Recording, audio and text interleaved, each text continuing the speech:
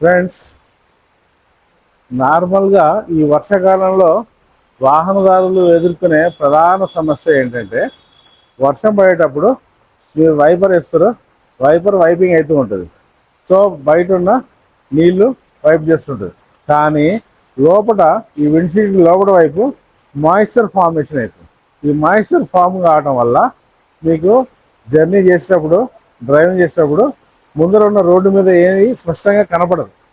Unless మీరు ఒక బట్టతోనే ఆ మాయిశ్చర్ని తుడిచిన తర్వాతనే మీరు ముందుకు పోవడానికి అవకాశం ఉంటుంది. ఇది ఈ విధంగా ప్రతి 2 నిమిషాలకి 3 నిమిషాలకి ఒకసారి చేయాల్సిన పరిస్థితి వస్తుంది. ఈ సమస్యకి సొల్యూషన్ ఏంటంటే, మీరు నార్మల్గా పోతున్నప్పుడు ఏసీ వేసుకుని వెళ్తారు. మీరు బయట టెంపరేచరు 30 డిగ్రీస్ ఉందనుకోండి, లోపల ఏసీ టెంపరేచర్ వేసుకున్నప్పుడు 20 డిగ్రీస్ ఉంది. డిఫరెన్స్ 10 డిగ్రీస్ ఉంది. కానీ సడన్గా జర్నీలో వర్షం రావడం మొదలు పెడుతుంది.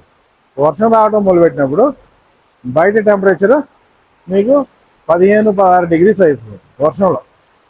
అప్పుడు మీరు లోపల ఉన్న టెంపరేచర్ ఏమవుతుందంటే 20 డిగ్రీసే మెయింటైన్ అవుతుంది. కాబట్టి ఆ డిఫరెన్స్ ఉండటం వల్ల బయట చల్లదనానికి లోపల ఉన్న వేడికి ఆ మాయిశ్చర్ ఫామ్ అవుతుంది.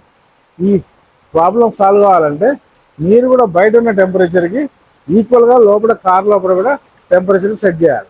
అలా చేసినప్పుడు రెండు బ్యాలెన్స్ అయ్యి మాయిశ్చర్ ఫామ్ కాకుండా ఉంటుంది.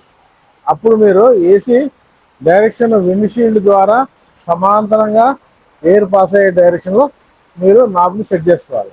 అలా చేయడం వల్ల ఆ విండ్షీల్డ్కి ఆనుకొని ఏసీ గ్యాస్ రన్ కావడం వల్ల మీకు ఆ టెంపరేచర్ బ్యాలెన్స్ అవుతుంది.